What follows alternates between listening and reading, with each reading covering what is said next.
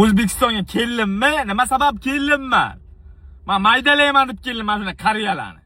Dekabr oyi kulachka bo'lar ekan. Aql yetadimi kulachkaga urush qilishga? Ko'p gapiryapmiz, odamlar yoqmayapti.